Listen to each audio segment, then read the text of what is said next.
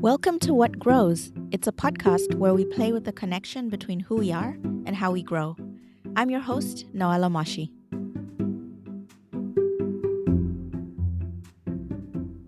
So, Anne, your work feels both revolutionary and intuitive. It's about living and working nervous systems first. As a co founder of The View Looks Good, you've helped individuals and organizations understand their own biology, bringing about changes in leadership, professional development, and overall well being. You're also a dear friend, so I'm really happy that we get to have this conversation. Welcome. Thank you. I'm really excited to be a guest on your podcast. Yeah. So, what led you to focus your work on the nervous system? Was there a particular moment or experience that shaped your perspective? Mm. It wasn't a moment necessarily, but I had been doing leadership development and organizational development, culture awareness for probably about 10 years at this point, and realizing there's all these great tools. One of them that I love specifically is Patrick Lencioni's Five Dysfunctions of a Team, which is really to look at what are the behaviors that create a cohesive team, or what are the ones that break the cohesion within a team. And the foundation of this framework was around trust. And then I was thinking, well, what is building trust? And Amy Edmondson came around. She spoke about psychological safety, and I was like, oh yeah, yes. If we don't have psychological safety, how can we build trust? No matter how good the exercise is to build trust, if it doesn't feel safe, we can't do it. And I was like, but there's something below that. It's like, how do we get psychological safety? I was like, oh, that starts with me. If I'm feeling safe, then I create the space for the people around me to feel safe. But if I'm not feeling safe, that energy goes through to the people around me, and they can just feel the discomfort, and there's something wrong. So this had kind of been percolating with me. At the same time, I like to think that I work in collaboration with the universe. I moved into a new place where I had this wonderful neighbor with a kid a similar age to mine, and so we started doing some play dates. And lo and behold, she started talking about this idea of the energy and the first circles, Rosenberg's first three circles, and like what circle we're in and how do we present. And her work was around helping people do fundraising, and a lot of her work was of like not just knowing it, but how to sense into and feel a centeredness, a balanced state, and from there the answers and the way to speak to people, potential funders, would all emerge. And so we started geeking out, and with about 2 years of back and forth and experimenting with different things, Kim and I have now started The View Looks Good, because we started to realize that all of our conversations kept coming back down to this: well, what's happening in my nervous system? Oh, I was very extending in that. Oh, well, yes, I was really extending. No wonder I have such a hangover now. Gosh, I've been extending for the last 3 days in that workshop.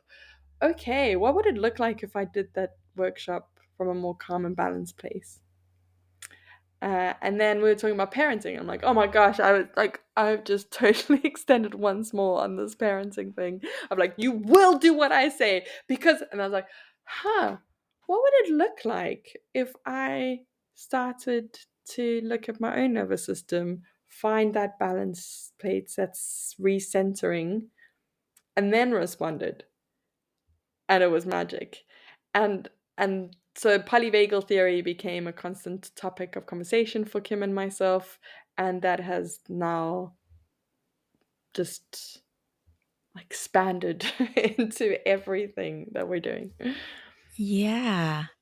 I mean, I love that also that just the coincidence, but that isn't a coincidence of you and Kim living in the same space and then having the opportunity to have these conversations. I also really wonder about resource mobilization from a place of authenticity. And you're talking Mm. about fundraising, but just in general, like as I'm thinking about building my consulting practice and as I am building it, I've really started to question what are the ways that I can create awareness and interest in the work that I do from a place that feels right intuitively and feels authentic and is kind of an intersection of my skills and my interest. And I do believe that if I do it from a grounded place, I'm more effective and I'm more productive. However, I also wonder about how to convince others of that because I don't Mm. have the data. I mean, maybe, and you can tell me, maybe the data is around there, but it's really coming from, I don't know, like lived experience that when I'm authentic and I am grounded, I'm more productive and I connect better with people. Mm. Oh, and that telling people and convincing sales marketing. Oh, we could definitely spend some time here because there's two parts to it. One, I have all my own hang-ups. I remember when I was younger, I was like, whatever I study, I didn't mind what I studied. I just didn't want to go into marketing because marketing is terrible. Can you hear the judgment, the wonderful oozing of judgment? So I clearly was in like, nope, nope, nope. Marketing's all just a way to um, hoodwink people and get them to do things they don't necessarily need, but it's what you want. So, woo, problems. And then there's the other side where the way that you are running your business, the way that we're running our business is unfamiliar. It's wanted in the world because it's becoming familiar. I can hear so many more people applying an approach of first listening, um, not not trying to sell anything. Oh, I mean, I think that's what I understood about marketing back in the day of like, let me hook you in with something and then take forever to tell you what it actually is, then finally get you there, and then I will give you a bunch of freebies and somehow. Okay. So that's what was kind of thing was going on in my head. But now that isn't the case. Like that is changing. When you speak to people, there is a desire for a different way of doing marketing, a different way of selling, a different way of doing business. Um, Mm, and I wonder if there's something around like how do we create that familiarity, or how do we continue to say what it is that we want to say and find our authentic voice and just trust that that authentic voice is the one to hold on to, and with time, people will become familiar with what we sound like and what we're offering, and then it will be easier for them to take it on board.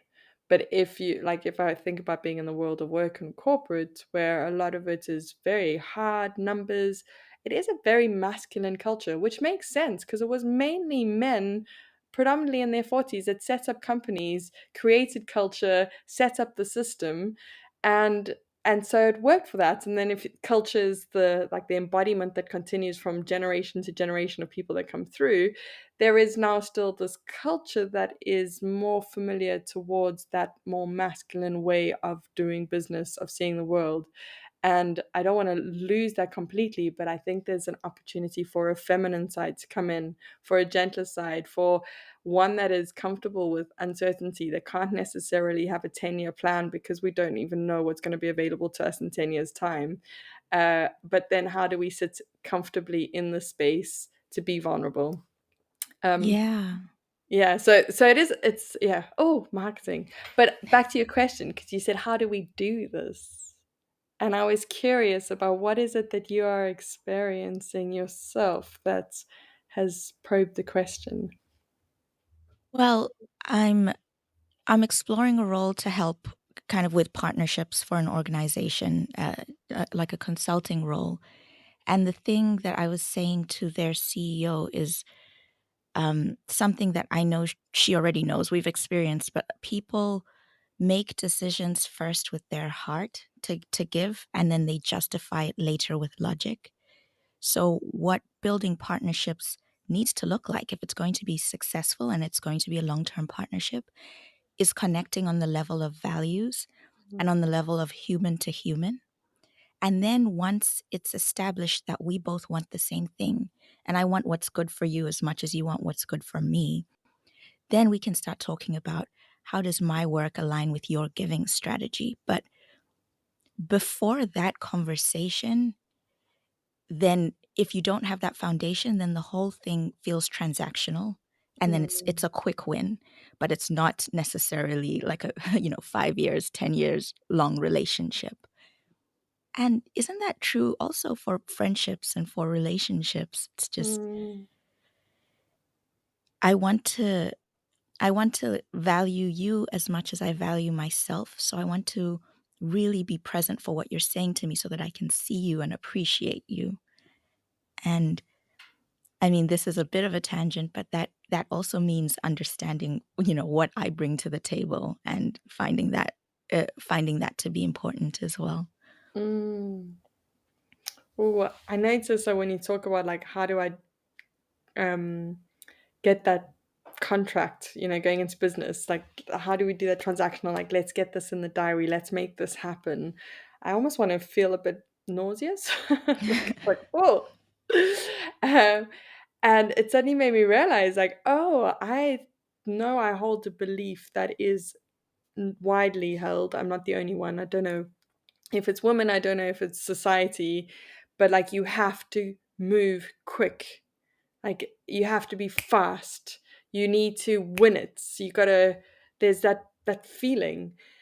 And then when you spoke about like the slowing down to get to know each other, to feel into what are you offering, what am I offering.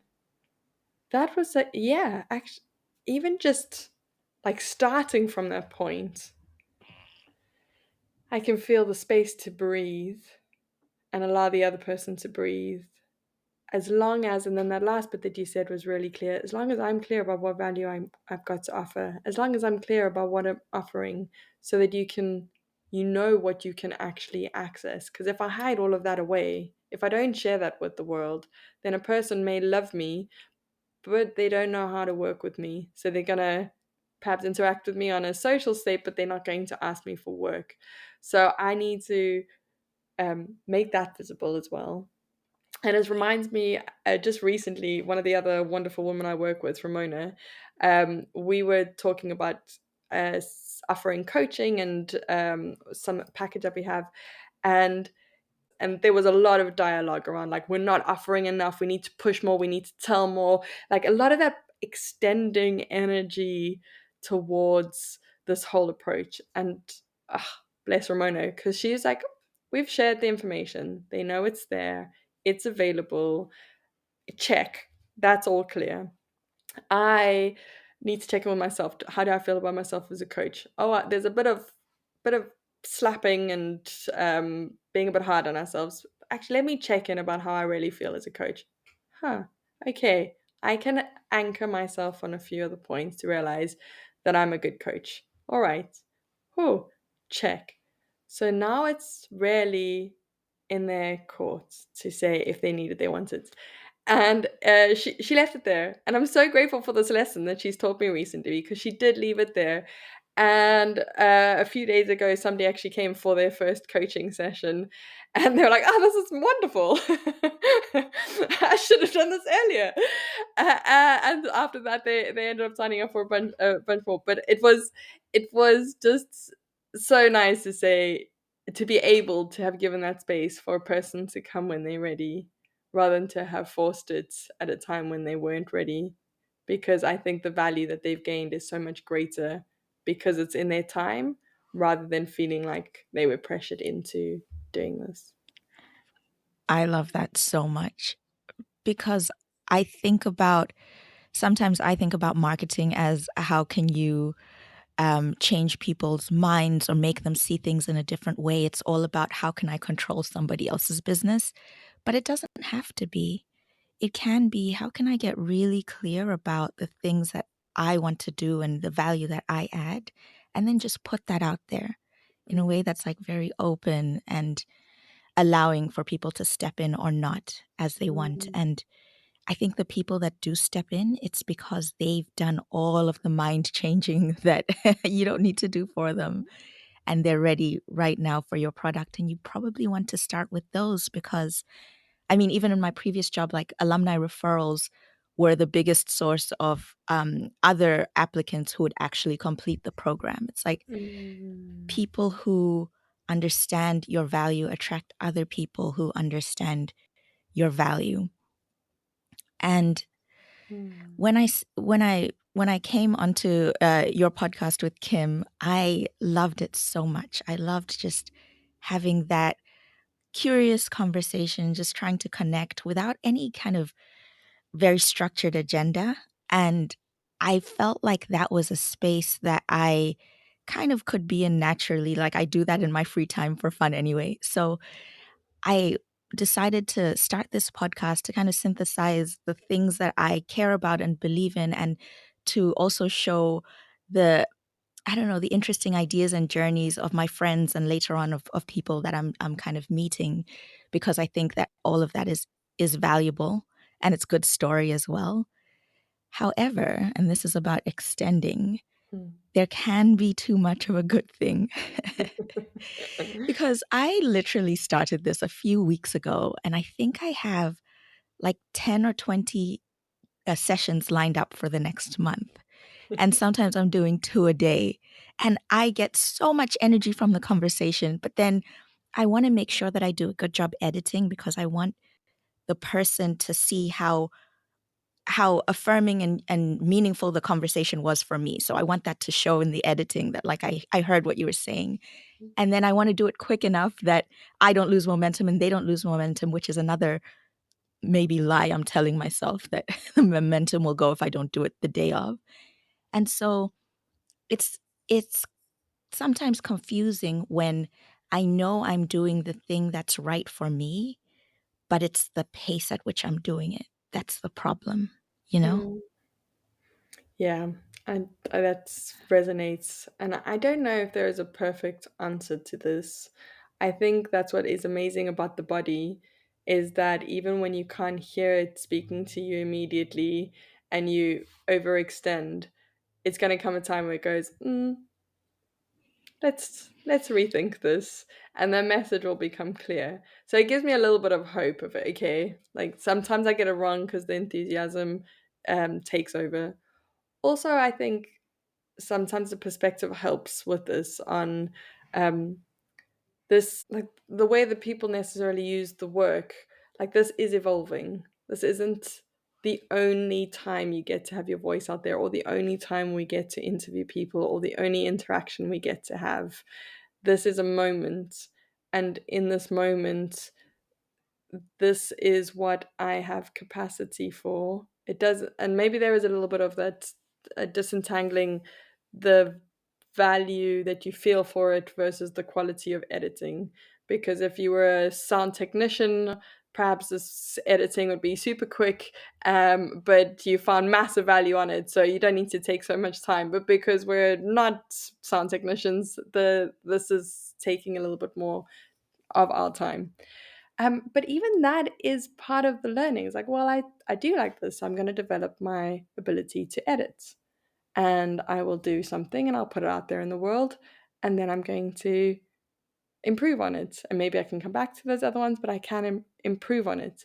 So I wonder if it is just checking as you're going along, like, whoa, I'm going too fast. I'm I am going down a really steep hill in sixth gear, and I might want to slow down here a little bit because I've lost control. Like I need a little bit of control in this vehicle. Um, then we do that. Then we adjust, and maybe that's what I'm hearing a little bit in you. And I say a little bit because there's two different sides here. One, I feel like there is story and narrative that you might be telling yourself, like, you're getting this wrong, Noella. You're getting this wrong. Like, this feels so good, you must be getting this wrong. And then there's the other side that I feel like maybe you are noticing, like, oh, I can feel myself starting to fall over my feet.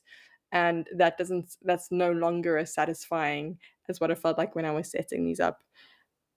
And I don't know, can I put that back to you and ask you, which one does it feel like?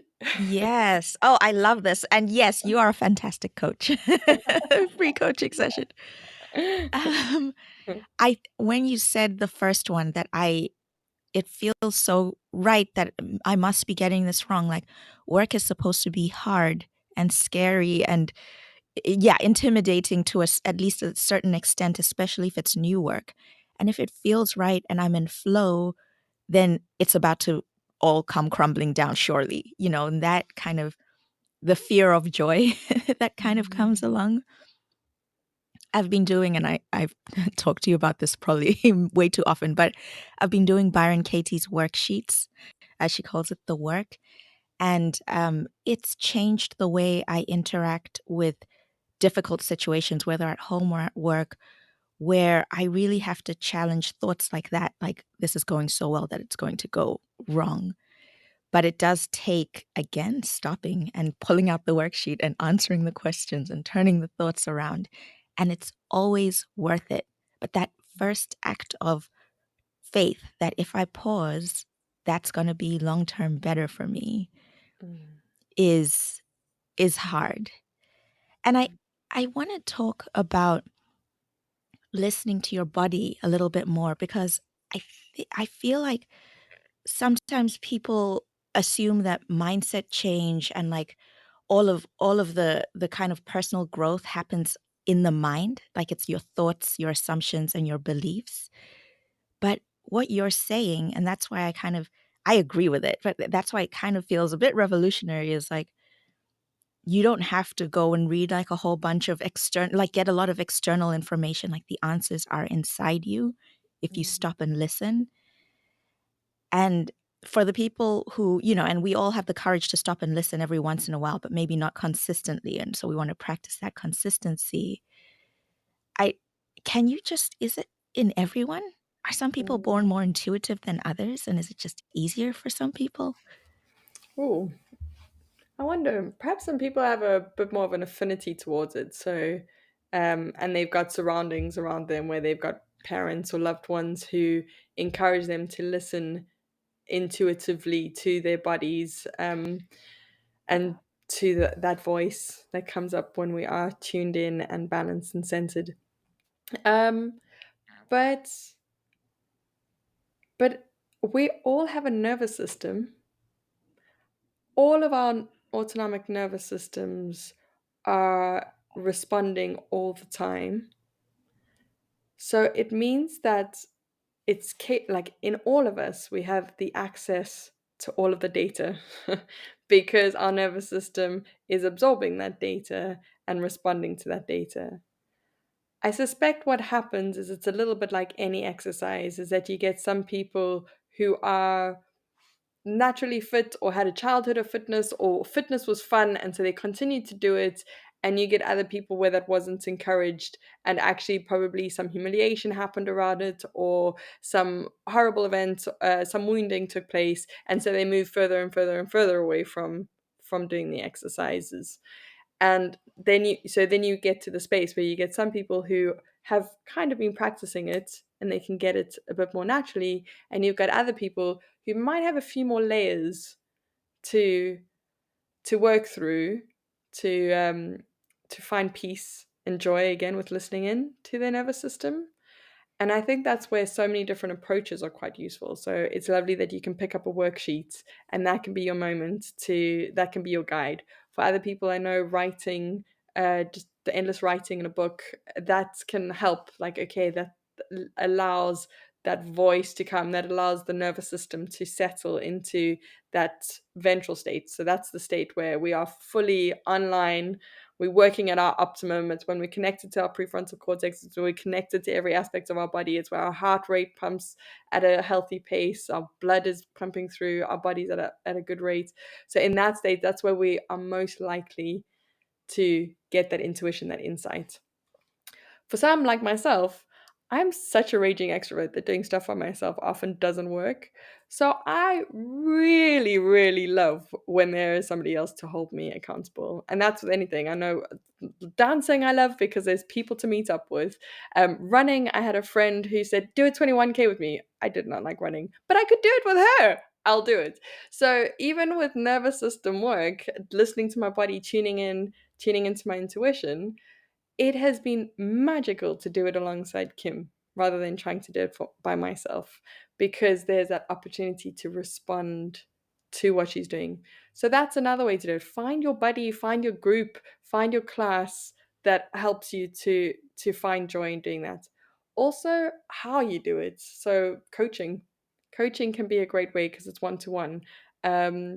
learning classes because perhaps you value having the intellectual understanding of how it works, and then that helps you to like calm your nervous system down so that you can listen to what's needed.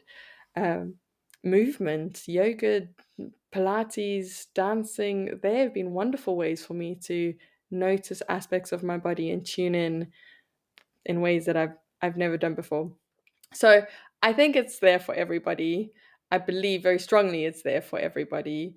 I think some people are definitely more wounded and been taken further apart and have been told to value something else, value an intellect over this, value um, material possessions at any cost, value what people think of you. And all of those are things that take us away from being able to tune into our bodies.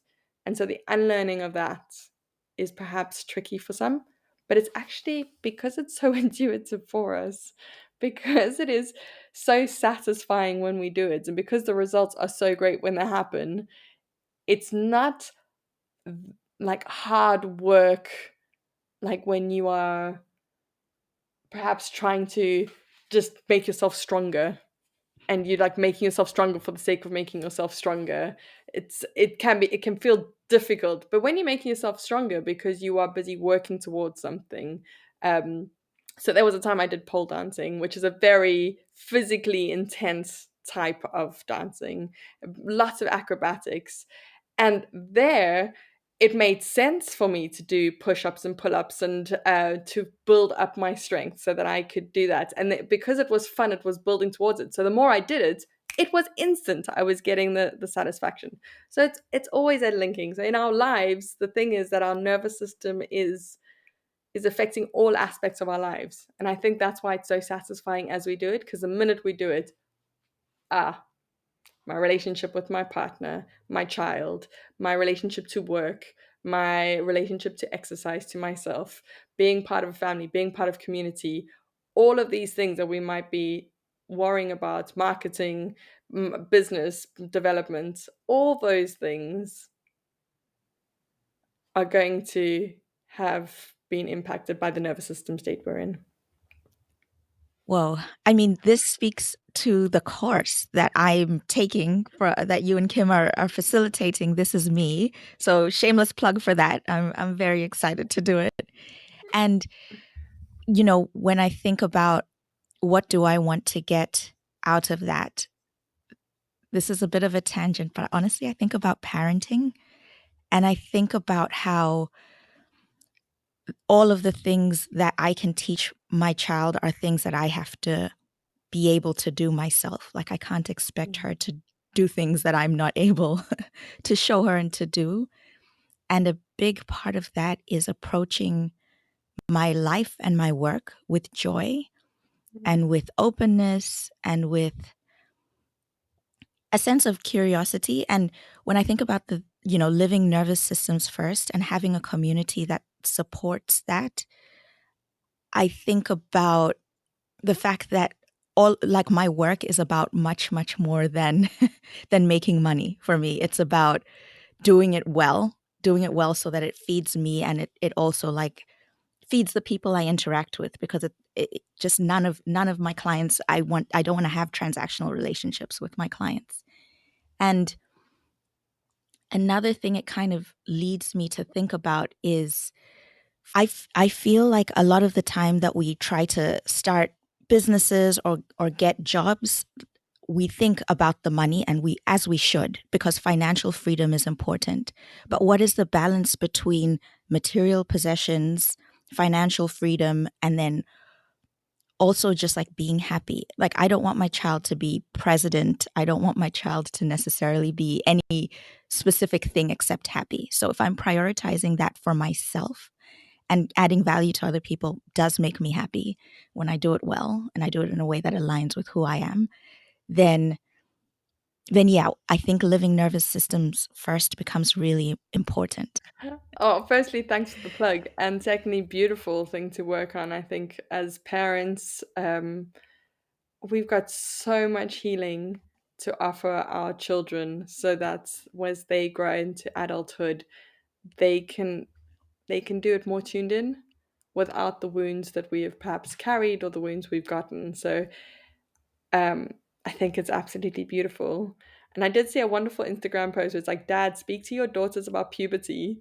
And I was thinking, that's also one of those things of I hadn't realized, but I would have been very embarrassed to speak to my dad about it. And he wouldn't. I mean, he's got 5 daughters and I'm the youngest of them, so he was fine with it.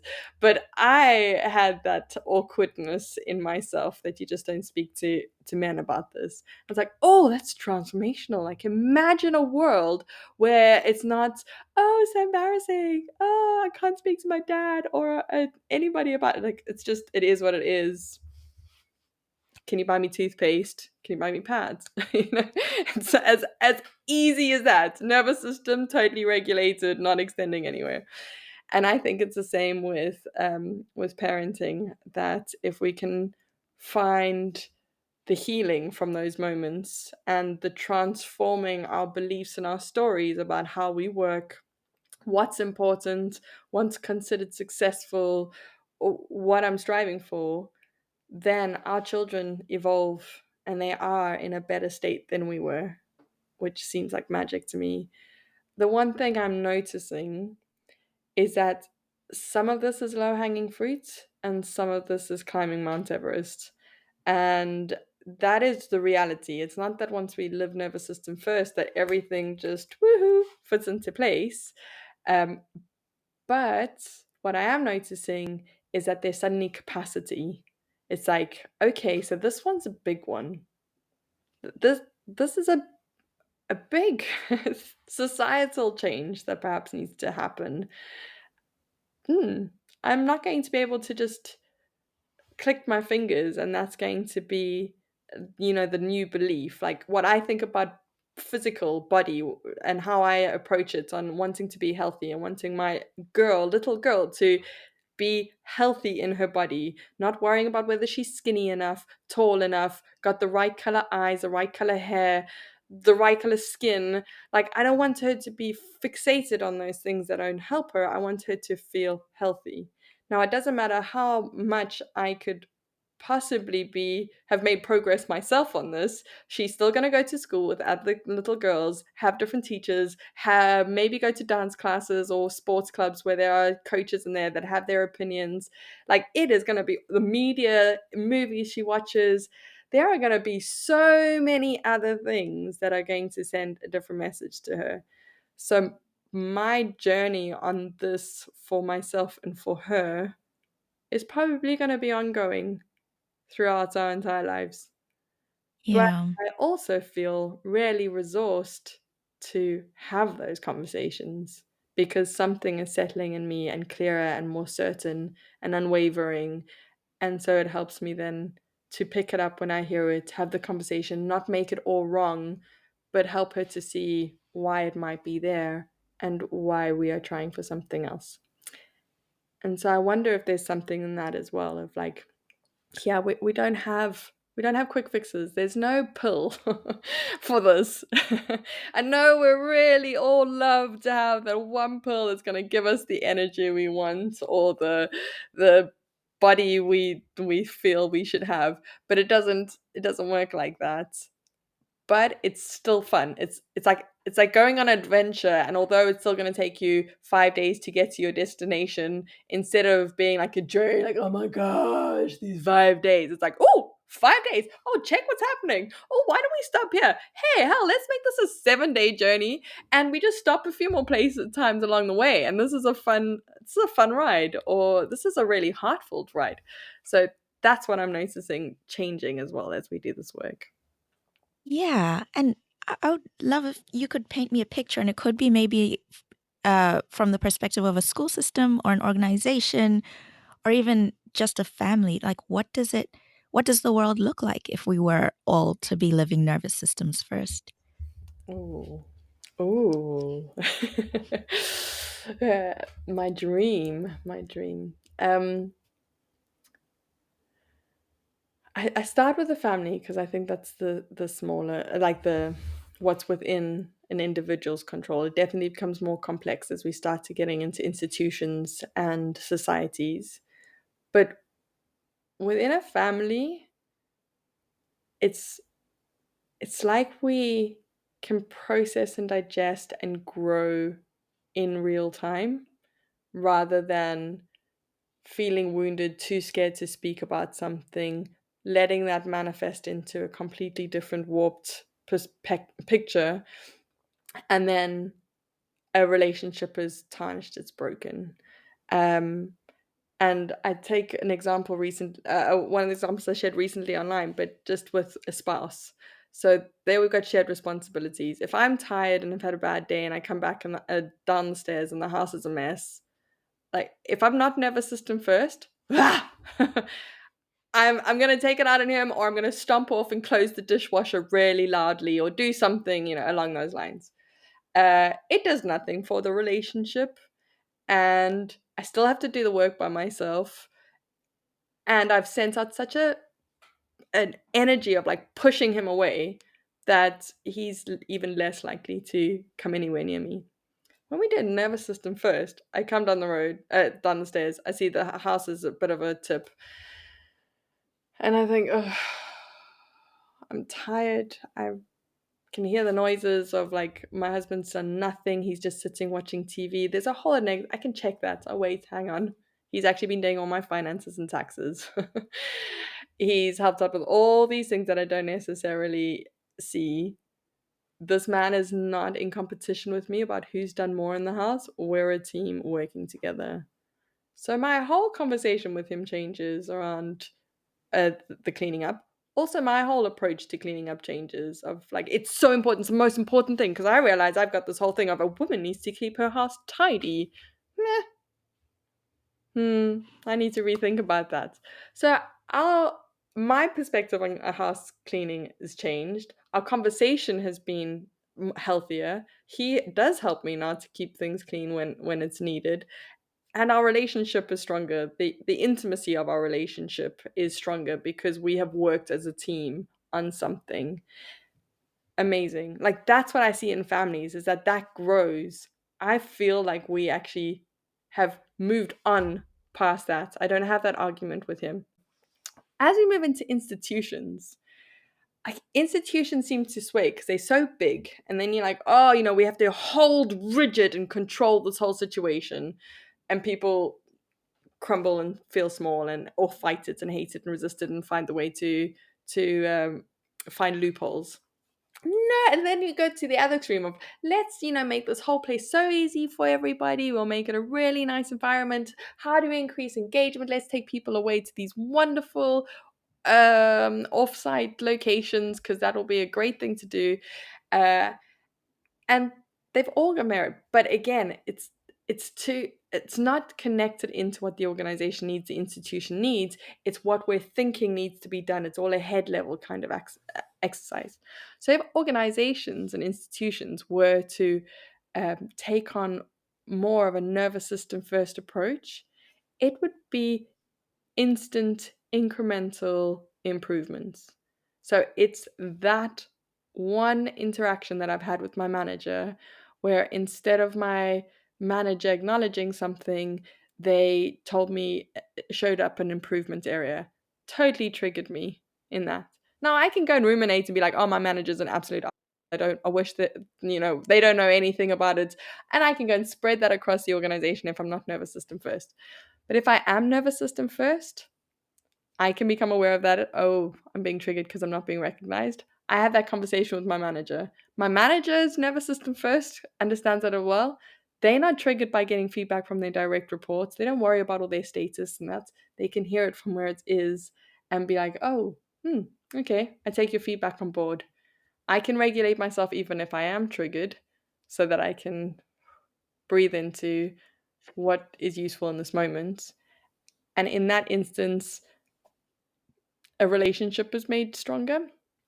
Potential improvement is made in the way that we engage with each other and give feedback. A person flourishes and they want to give more. It feels safe. That psychological safety is there. That trust is built. The foundations of a healthy organization is built. Also makes it so much more easier to engage in conflicts when we have a nervous system first approach, because I can filter out what is my wounds or my problems and I can feel into what's needed for this moment. What do I want to raise? And we can all feel like we're not charged trying to attack each other. We are trying to work towards what's best for the organization. At the same time, if we're nervous system first and we do trigger each other into these moments, we can notice that and just notice, whoa, we've gone a bit off here. Let's take a break, a breather, or let's talk about what's really needs to be on the table. What is the problem here? Those kinds of meetings become so much more valuable. I've seen it in my own life where I can schedule hour-long meetings, and setting it up with the right intention, those meetings become 45 minutes, half an hour. So it speeds up time if we're in organize if we are nervous system first. The quality of conversations. If I look at what a lot of the problems are that I see in organizations, it's more like these repetitive loops. Like people are busy, but they're not busy doing the most impactful work. They're busy talking about the policies changing and the leadership and the dynamics of the team and the frustration. That if like that takes up, I don't know what the exact percentage is because it's really difficult to measure what's going on inside of a person, but that's what I notice is going on inside of a person. So even if that was only 5%, then organizations would become 5% healthier, more productive, more effective. But I'm noticing like it takes up probably about 50% of what people are talking about and what they share and what they feel. So there's a significant amount of wasted energy in an organization that we could improve. And then I think about societies. And you look at what, I mean, just globally, you look at what's happening at the moment with various leaders across the world. And all of that is just super extending energy. None of that leadership comes from a ventral place. None of that is coming from a grounded, centered place. That's coming from, I've got to make this better. I've got to show people. I've got to ego. I'm pretty sure there's a lot of childhood trauma that probably needs to be healed. Would love to know what the therapy would be like. But all I can, it doesn't matter where it comes from, I can just feel the difference. And I compare that to someone like Mandela because that was an impactful leader that I experienced in my lifetime. And although he is flawed in many areas of his life and he didn't get it all right, he's no saint. But when you listened to Nelson Mandela speak in his years as president of South Africa, you could feel that gravitas, you could feel that groundedness. His message reached everyone in the world. There is not a place I haven't been where people don't know Nelson Mandela. So he got further in terms of his messaging getting further. Now you could say the same. There isn't a place I haven't been where people don't know Donald Trump. So hey, take it, just go out there. But then what Nelson Mandela was able to do to build up society, to bring a really divided South Africa closer together, to strengthen bonds and create stability in a time when the whole world thought that South Africa would probably just fail because now the white man has left and this black man is coming into power. What could they possibly do? It's going to be look at South Africa. Like it's not perfect, I know, but all things considered, that country is doing very well and had done very well under Nelson Mandela's reign. So just that difference of what it can make where if we could all embody that in those moments, could you imagine the quality of conversations? Could you imagine the quality of decision making, policy creation? Could you imagine the decisions around the economy, how to build jobs, how to create safety in a country? There is there is so much potential that comes when we can be um, tuned into our nervous systems and have the tools to regulate ourselves first and then respond. Once I've taken care of me, then I respond to the world around me from that grounded place, not reacting from that extending or retreating space. Yeah. I heard this quote recently. If you want to if you want to go the long way, take the shortcut. And when I think about, if you think about a corporation that values its employees versus one that doesn't, an argument could be made that, oh, they're both profitable, or oh, they're both famous. But I wonder about the the the ripple effect of the employees in that corporation or the people in that nation decades later. Just what does it look like? What do their families and communities look like under one type of kind of governance versus under another? What is the long-term damage that's happening? And Mm, also, what are the intangible, like you mentioned, um, time politicking? Like, what are the intangible or difficult to measure losses that come from not working from a ventral space, not living from a ventral space? And because from the surface level, these two companies, the fame, not popularity, but fame of these two leaders seems the same. And because this is a longer term horizon, it sometimes frustrates me how difficult it is to explain in the moment. Like, mm, we are not a single use society. We need to build businesses, families, countries sustainably. And this is how to do it. And you need to believe me now because we're going to suffer for it later. I mean, we already are in some ways, climate change, for example. mm. Completely. And an amount of lack of safety, for example, in I speak about South Africa mostly because it's there. Like that is like my only sadness is that Nelson Mandela couldn't have stayed longer because unfortunately South Africa's had a number of leaders since that haven't necessarily led from a ventral state. And you just start to see once that happens, the country, the crime rates increase. And then if crime rates increase, then obviously I don't feel safe. It makes it more difficult for me to go to work, especially if I live in an area where crime rates are high. It increases the inequality then because so you start to see how it's it's like watching your kid slowly go into a tantrum, isn't it? You're like, oh dear, oh, we missed bath time. Whoopsie, now we've missed bed. Now we've missed food. Oh, we've been up all day. Too much sugar. Oh, this is all just spiraling. And you, and then you have the perfect storm. I don't watch a lot of news. I'm not one to be on social media a lot. But what I'm hearing coming through is a lot more negative. And so now, if we keep breeding that negativity for the next 2, 3, 4, 5, 6, however many years, what does that look like? At the same time, and this is where I also love this work that we're doing because at the same time, look at how it is um, acting as a catalyst. Like the kid also having a tantrum reminds us that routines are helpful for this little one, or remind us to ensure healthy food is put into our child. They are healthy reminders, or remind us that we're off. Like, oh, okay, I'm needing to regulate myself. Okay, thank you for having that. That's the good reminder. I'm also watching, there are a lot of people talking about how they are coming together, wanting to see a positive change in the world. And I don't think that would happen if we didn't have these different wars happening around the world, because they just remind us, like, whoopsie, we've put a bit too much on our plate. We haven't been in ventral for a long time. Okay. And I think there are many, many people out there in the world who do feel this work that we're doing, who do believe in it, and who are acting in their circles from this place.